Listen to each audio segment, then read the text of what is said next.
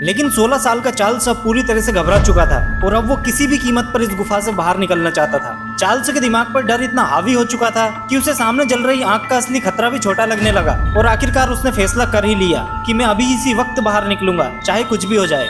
उसके दोनों दोस्तों ने उसे बार बार रोकने की कोशिश भी की, लेकिन चार्ल्स किसी की भी सुनने के लिए तैयार ही नहीं था। उसने खुद को तैयार किया, कुछ गहरी सांसें ली और अगले ही पल सीधा आग की लपटों में घुस गया। इस पाइप के अंदर का लोहा इतना गर्म हो चुका था कि चार्ल्स के छूते ही उसके हाथ जल गए, यहाँ तक कि उसका चेहरा और पैर भी आग की लपटों में झुलस चुके थे। और अब गुफा के अंदर खड़े उसके दोनों दोस्तों को सिर्फ उसकी चीखें ही सुनाई दे रही थी। लेकिन चार्ल्स की मुसीबत अभी खत्म नहीं हुई थी। इस आग के बीच रेंगते हुए ये जहरीला धुआं उसके फेफड़ों में जा रहा था। अब हैरानी की बात तो ये थी कि पाइप के जिस हिस्से में आग लगी थी वो 10 मीटर से भी छोटा था। अब नॉर्मली तो उसे पार करने में कुछ ही सेकंड लगते, लेकिन इस जलती हुई लोहे की सुरंग में हर एक सेकंड चार्ल्स के लिए मौत के बराबर था। उधर गुफा से लगातार उठता हुआ काला धुआं आसपास के रहने वाले लोगों की नजर में आ गया और बिना देरी किए लोगों ने फायर डिपार्टमेंट को फोन कर दिया। और जब फायर फाइटर्स मौके पर पहुंचे तब तक चार्ल्स किसी तरह पाइप से बाहर आ चुका था, लेकिन उसकी हालत बेहद ही गंभीर थी। उसके शरीर का लगभग हर हिस्सा पूरी तरह से झुलस चुका था और अब वो जिंदगी और मौत के बीच लड़ रहा था। फायर फाइटर्स ने बिना एक पल गवाए उसे तुरंत ही हॉस्पिटल पहुंचाया। उधर पाइप में लगी आग को बुझाने का काम कई घंटों तक चलता रहा और उसी रात काफी देर बाद जाकर